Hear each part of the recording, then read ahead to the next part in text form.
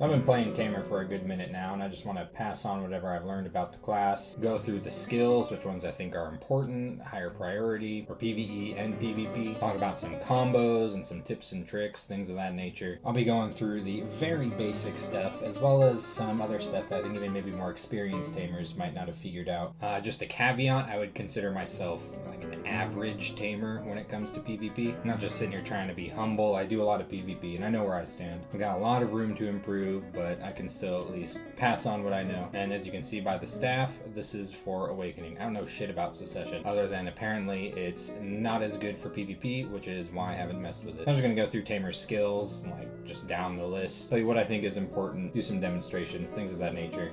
The Flash and the Flash Pole Thrust tree, these skills together actually do a hefty amount of damage. Now the problem is that they are unprotected, so you gotta be careful where you use them. Absolute Flash does stiffness. Stiffness counts as 0.7 of a CC, so keep that in mind when you're trying to fit this into your combos if you're using it in your combos. It's just generally something that you want to use in PvP after you've CC'd your opponent. It's not as great as an N-gauge because it's unprotected and short range. Also, you get some bleeding damage in there with Sharpening Claw, so it's not that much bleeding damage. Where I also use this skill is when I'm fighting bosses or node fortifications, anything where I'm just trying to get in more damage and I'm using all of my cooldowns is where I'll start tossing this in just to get that extra damage in. It's a decent amount of damage. Flash Stance Shift is usually something you get to get a rebomb. I'll talk about those later. Scatter Stance and Stance Shift, these are things that just make the skill really awkward. I prefer to lock this. It's unprotected, and the only reason that this skill is useful is because it's really smooth, good amount of damage in a small period of time. I personally consider these skills lower priority until you have a lot of skill points, and Tamer is really hungry for skill points. I don't even have enough yet. I could probably move a few things around for stuff I use less often, but yeah, I feel like I need 2,300 or 2,400 skill points for this class. Absolutely disgusting. Bolt Jolt is one of the most important skills for Tamer, both in PvE and PvP. This is easily one of the first things you should level up when you're first starting out. Bolt Jolt is going to make low-end grinding very, very fast, and of course it's still useful in higher-end grinding. It's unprotected, it doesn't CC, its use in PvP is usually in combos after you've CC'd someone because it does a pretty hefty amount of damage fairly quickly too. One of the most basic things with Tamer, Jolt can be cancelled with Legendary Beast Power, and then you can do Bolt Jolt immediately again afterwards, so you get a double instance of Bolt Jolt in Rapid Secession. It is like one of the most basic Tamer tricks. It makes clearing packs of mobs extremely efficient, and a lot of people will use this in their combos just to get a lot of damage out in a short amount of time. And all you really do to do that is you hold down Shift and left mouse button, and then after you do Jolt, you just press space, and it looks like this. Void Lightning is an extremely important skill for PvP. It's a super armor, it has an attack speed debuff, but usually you're not trying to hit people with this directly. The idea with it is that when you have your Heilang out and you use it, your Heilang is going to do this animation here. This is a pretty decently sized AoE, and if someone walks into this, it stiffens them. So this is something you can generally use as a wall while you're trying to get your cooldowns back up. You can use it as a trap to try to get people to accidentally run into it. If someone has a lot of experience fighting Tamers, they usually don't fall for it, but even then it still works as a defensive wall, a defensive barrier. You can use while healing, getting your cooldowns back up, charging up some temporary buffs. Now you will notice that when you use it, you get kind of locked into this awkward animation. If you don't want to get stuck in that, you can cancel this with a couple of skills. One is Bolt, so you'll see, boom, cancels it, and the Heilang still goes off.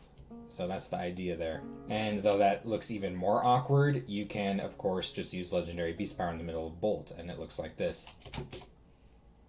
You don't even see the Bolt in there, Legendary Beast Power so quickly out of it. You could do the same with Evasion. You could do a Leaves Dropping directly after Bolt. And depending on the situation, you might opt for Fearful Trembling. So It's a little awkward to get into the habit of using Void Lightning in PvP, but is very worthwhile to build that skill. Air Lightning lets you use it in the air. I don't know, maybe that's good. I just haven't justified the points for it. As you can see, I'm still point starved at 2,000 points. Summon Heilang. This skill is intrinsic to the class. I mean, it's part of the name, Tamer. This gets your doggo out. You should think of this as being kind of like a passive for your class in some sense, because the higher you level this up, the more powerful your Heilang is. And your Heilang is extremely important. He does a lot of damage, a good deal of it. He randomly hucks CCs at your opponent, which sometimes can be a little annoying when it breaks up your combos. But I've had my life saved plenty by this thing CCing someone when they are comboing me. Of note, the Summon Heilang animation is a super armor, though that's rarely relevant. And you notice you do have some commands relevant to Heilang. Absorb Heilang is actually a buff, and a really powerful buff. 10 AP, 8 DP, 20% attack speed, 20% movement speed, and critical hit rate plus 60%. That is an awesome buff. It lasts for 60 freaking seconds. So yeah, max this out as soon as possible. Max your Summon Heilang skill out as soon as possible. Important both in PvE and PvP. What's really cool about this one is it also applies to your allies. It is a very close range buff, though. They have to be standing pretty much right next to you. The way I've heard it described is you look at the Tamer's staff and use that as a radius to kind of measure around the Tamer. That's how close someone has to be to you for that buff to apply to them. For allies, it's the same buff. It just lasts for 30 seconds, even though it lasts 60 seconds for you. Out of these commands, the two relevant ones are, well, see, I'm not sure if stay is exactly relevant to PvE or PvP. Maybe it is in some way, I don't know. What stay really allows you to do is get on the thing. That is how you ride your Heilang. Now, is there a reason to do this? I haven't found one. It's not very powerful, it's not very good. You can do a few attacks. Something CC when you're on a Heilang, even though they don't usually, kind of like leaf slash is just your basic slashing skill. This will actually bound people if you manage to hit them with it, but whatever.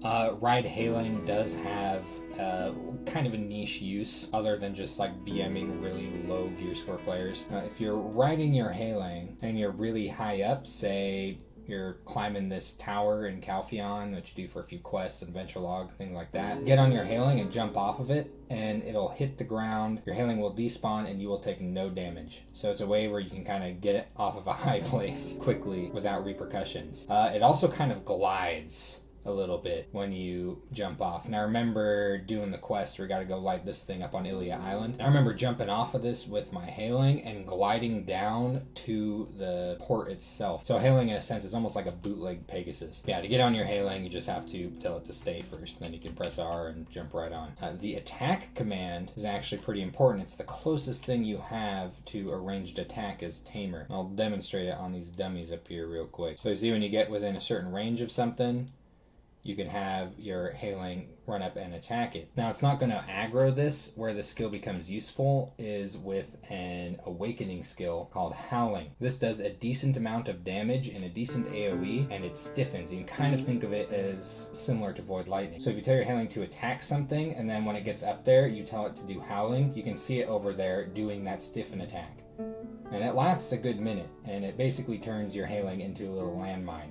and also aggroes it on whenever it's on, as you can see. So that's where I've personally found the attack skill to be really useful, is in conjunction with Howling. Scratch is an important PvP skill. It's not so relevant in PvE, other than Spray Scratch for mobility, and I'll talk about that in a second. What makes Scratch important in PvP is that it's one of your only super armors, and it also stiffens. And remember, stiffness is 0.7 of a CC, so it's a really good way to engage somebody. Now, it is only a super armor on cooldown, and it's got a 7-second cooldown, so that kind of sucks. Doesn't last very long either.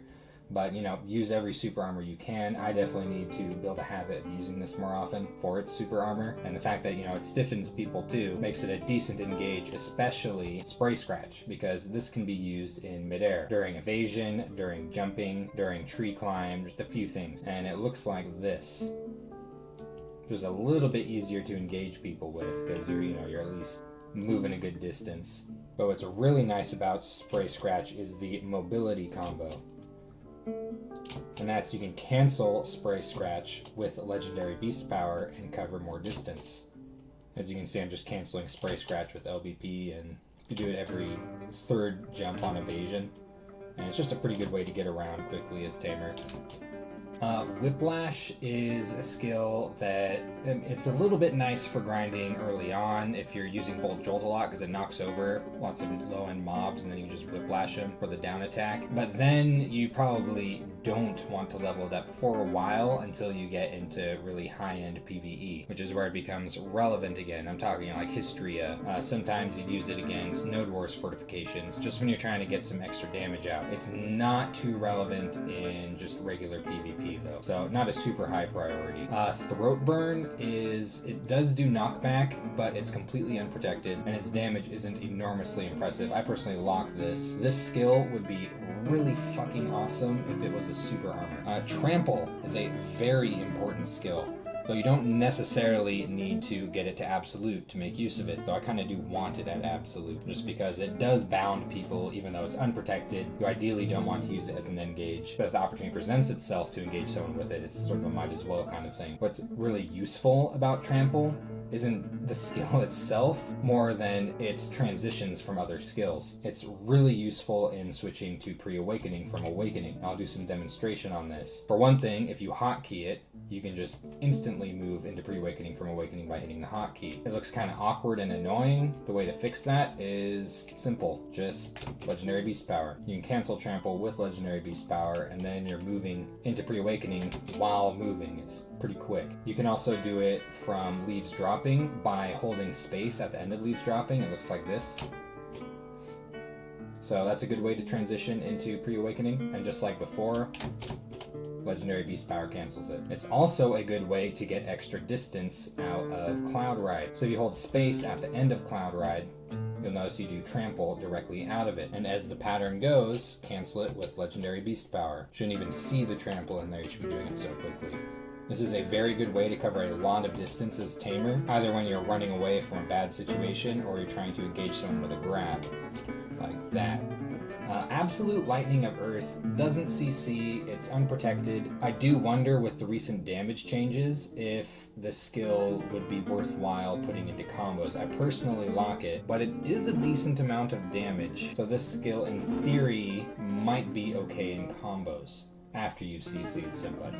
Surging Tide is one of Tamer's most important skills for PvP. I use it in PvE as well, just to get some extra damage onto things while other stuff's on cooldown. What makes this so important in PvP is that it's forward guard and it knockbacks people. So it's a forward guard CC, which is really freaking awesome. And it's forward guard for most of the animation. That little sword wiggle she does at the end, there's no forward guard on that, but up to that there is forward guard. So it's a nice long-lasting forward guard. Do be wary of this skill though. If someone is really used to fighting Tamer, a lot of times this is where they get me, is they'll see them casting that, they know how the forward guard works on it, they'll get around to my back or just up and grab me, so be a little bit careful with it. Interestingly enough, if you press Control and do your mouse to move thing while you're using Surging Tide, you can actually change the direction of Surging Tide. It looks like this. So pretty funny. That changes the direction of your forward guard too. Like, you can't change the direction of your forward guard by moving your camera, but you can change the direction of your forward guard with mouse to move. So that's some really high finesse Tamer shit.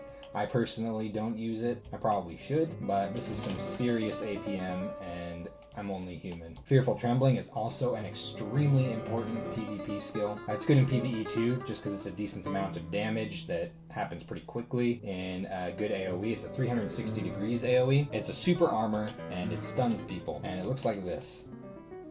So very useful as an engage, kind of like Surging Tide. I'll usually cycle through Fearful Trembling, Surging Tide, and Void Lightning when my grab is on cooldown. Upward Claw is an interesting skill. It's, as you can see, I don't have any points in it. It's not something I use, but it's something I'm interested in using, especially with the recent damage changes. If you don't know, Tamer got nerfed recently really hard and it hurts. But not all of Tamer's skills technically got nerfed. Some of the less used skills actually got a bit of damage buff, and Upward Claw is one of those skills, which suddenly makes it a little more attractive. I mean, it's a decent amount of damage. It's not the quickest for that amount of damage, but it's okay. It's usually unprotected, but it does CC. So where this might be interesting is maybe the second CC in a combo. What's also interesting is at 100% Black Spirit's Rage, it is a super armor, and that's where I'm kind of interested in. Unfortunately, you know, it's competing with something Tamer is famous for, which is its all-around spinner Black Spirit's Rage, which is the skill that got the heaviest nerf recently. But the fact that this is a super armor has me thinking. Roaring is a skill that has, in my opinion, very niche use.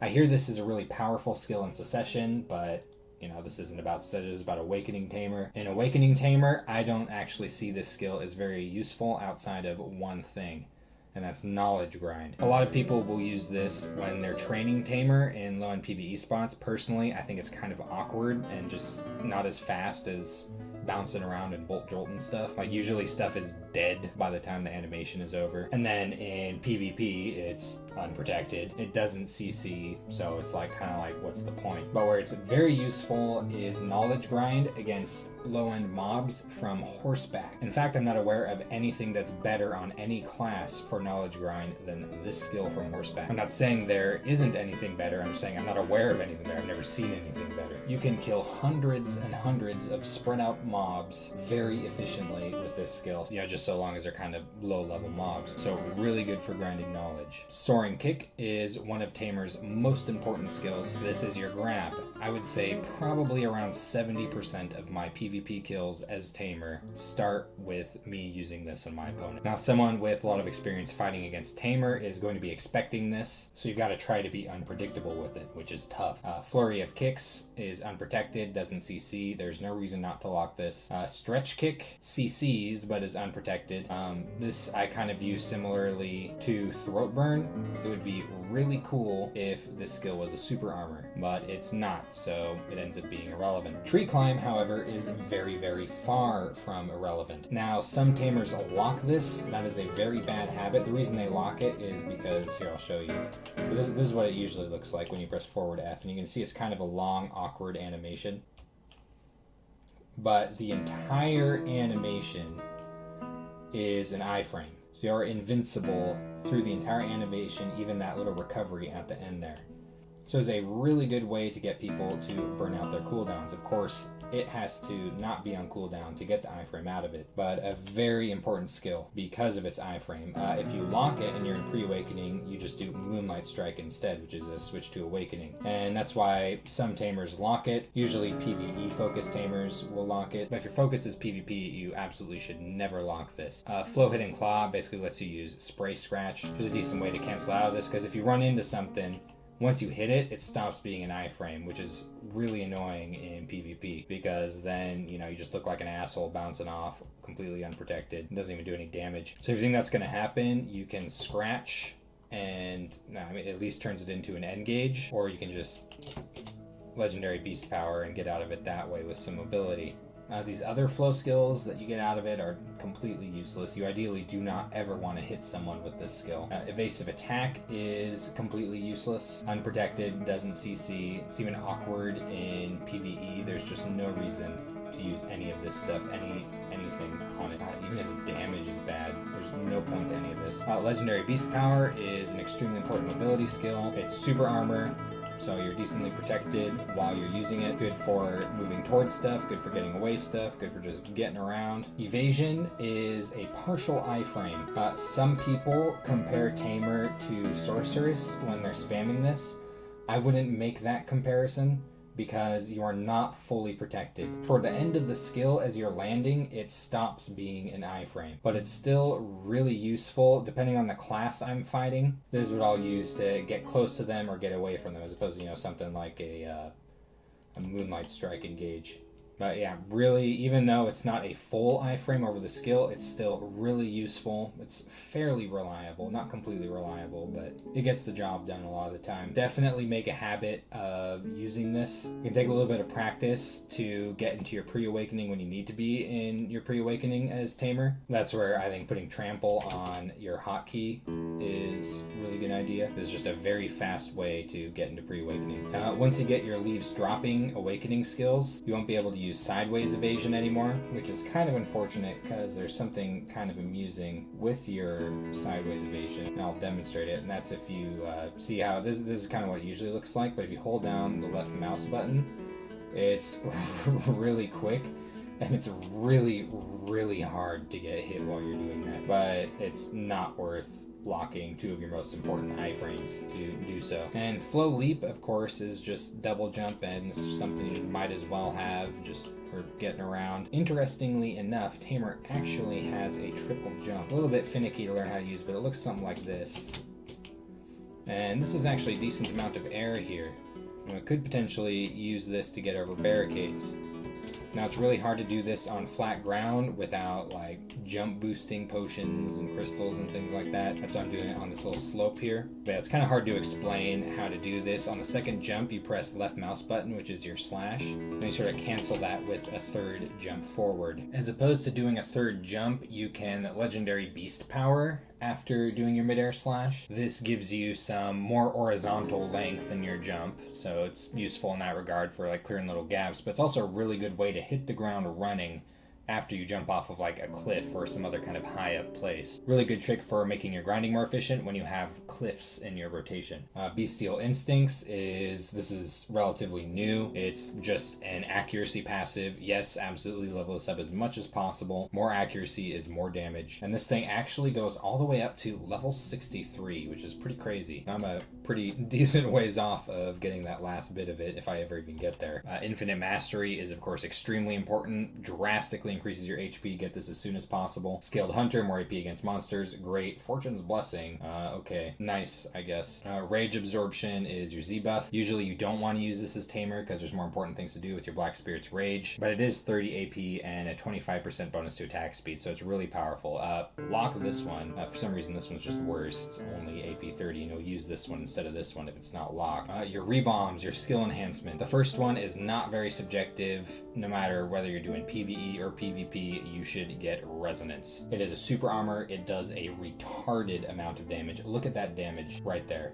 That is a ridiculous amount of damage. This recently got nerfed, and it still does a ridiculous amount of damage. And it's competing with Horror Slam, which, I mean, it does CC. Like, Resonance doesn't CC, but this is purely to get damage out in combos. And, of course, in PvE, this is just a really good way to clear groups of mobs. Like, very good. But it's a super armor that does a ridiculous amount of damage. Horror Slam just doesn't really do much of anything. I mean, technically it bounds, and it does a decent amount of damage, but not as much as Resonance, not as useful of a AoE, and it's unprotected, so there's just no reason to use Horror Slam. The second rebomb is a little bit more subjective. I do think Jolt Stab is probably the choice for PvE. It just does more damage, and it does it pretty quickly too. It does CC, but it's unprotected, and that's the reason why I think for PvP, Legendary Beast's Claw is the way to go. The latter half of this skill is a super armor, so it's a little useful in that regard. Does a decent amount of damage. It knocked down, so it's a decent engage. Now it comes your awakening stuff. Berserk is your awakening buff. It's mostly defensive, DP 20, movement speed 15%, and all resistance is 30%, which is pretty nice. Super armor while you're using it, but it's not exactly enormously relevant. Same with the fact that your Heilang is invincible. I mean, your Heilang already kind of almost is invincible. It's very hard to kill. It's a waste of time to try and kill by your opponent because you could just pop it right back out if they do. Rain Curtain, your Q block, one of your most important things ever. Now, you can't just hold Q forever, like, because some classes your Q block is a toggle. You actually gotta hold this thing down.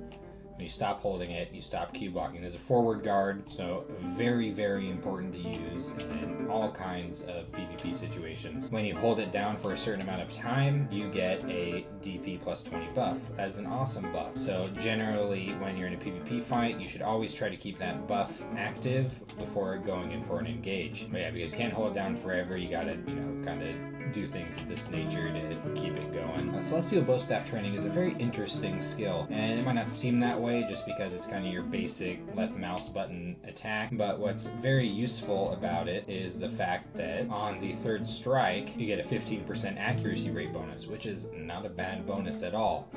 Now, it is unprotected, so it's a little bit awkward to get that bonus in the middle of a fight. The fastest way I'm aware of to get this 15% accuracy bonus is to use Azure Dragon and then press forward left mouse button, and it looks like this. So you see that for whatever reason, the third strike comes really quickly after Azure Dragon. Look at how fast that 15% accuracy rate goes up. And of course, the moment you do that third strike, you get the bonus and you can LBP out of it if you like. But yeah, this is the fastest I'm aware of. Maybe there's a faster way. I think it's a little bit faster than the LMB forward way, which honestly, they're pretty similar. Cloud Stomping itself isn't the most useful skill. It is a super armor, which I guess is kind of nice, but it doesn't CC anyone, so you can't really use it as an engage. I just mean by itself. Funny enough, if you hold down left mouse button, it ejects you forward like that. You can cancel it with evasion, which sometimes is useful for faking people out, because the main reason that you would ever use Cloud Stomping is because you need to use it to use Cloud Ride, which is an incredible mobility skill that is a super armor, and that's this one. It is a very good way for Tamer to cover a lot of distance. Now, sometimes Cloud Ride can be a little bit finicky to use. You've probably noticed this if you've used it at all as Tamer. If you get too high up off the ground on it, you just start falling, which can be really frustrating sometimes because it's like a lot of them are not even that far off the ground at all. And it takes some practice, but if you can figure out exactly where this kind of thing happens, you can actually cancel out ahead of time with a left mouse button and you'll land more safely with an attack. What's also kind of interesting is that this falling motion doesn't have to do with how far you go with Cloud Ride. It has to do with how high up off the ground you are. So with certain hills that are just kind of at the perfect angle for Cloud Ride, you can cover a ridiculous distance. Now, there's only one hill I know of where this is relevant, and that's in this rotation at Polly's. It's honestly really awesome in this rotation at Polly's. It just makes grinding more efficient, and I love this rotation. It takes some practice, but launching from the right spot can get down the whole goddamn hill in an extremely short amount of time. And I do take fall damage from doing this, but that's easy to heal back up with a quick Fearful Trembling. Now, Beast's Rampage is kind of a controversial skill for me. It's unprotected. It's not so great at the beginning of combos because of the CCs that it does. However, this thing could definitely be used toward the end of combos because it actually does do a decent amount of damage. Personally, I think it's something that's really late game for Tamer to start using this in PvP. In PvE, I also think it's just kind of slow and AoE isn't that good, but where it is nice is that it kind of heals you a shitload, even at just level 1. Like, it's a really good way to recover some HP. Flow Intimidation gives the effects of Beast's Rampage. This actually, I think, is a fairly useful skill, though I haven't built a habit of using it personally. I would like to, just because it's a lot of damage in a short period of time. Where I would like to use it is probably at the end of Leaves Dropping, like thus. Maybe when getting behind someone in the middle of a combo just to get extra damage in. But I haven't built a habit of it. It's just kind of an in theory skill for me, something I definitely think has the potential to be very useful. Garuda is something that some tamers use in their combos. This is something I also haven't built a habit of, just because where a lot of people use Garuda, I prefer Vermilion Bird, but it's definitely completely viable to use as your second CC in a combo. It's not protected, but it causes floating and also does magic DP minus 20. And you do magic damage as Tamer, so not too bad. Flow Ascension on Garuda, personally, I think it's kind of slow, but I have seen Tamers use it in combos. It's just not my preferred method of comboing. Legendary Beast Dance is a really important skill for a variety of things. It is unprotected, which is a bummer, but this actually has a different effect depending on the direction that you push your mouse button. We got Vermilion Bird, White Tiger, Black Turtle, and Azure Dragon. And all of these skills have different CCs, and I do use several of them fairly often. All of them except Vermilion Bird apply a pretty hefty movement speed debuff of 30%. I use White Tiger a lot because it's fast, specifically to teleport my Heilang. Usually at certain grind spots, this is where I'll do this, because your Heilang drags mobs. And you don't want your Heilang away from you and all of your AoEs dragging a bunch of mobs around him. You want him right next to you, and then those mobs will come up and gather around where you teleport your Heilang to, especially if they're fast-moving mobs.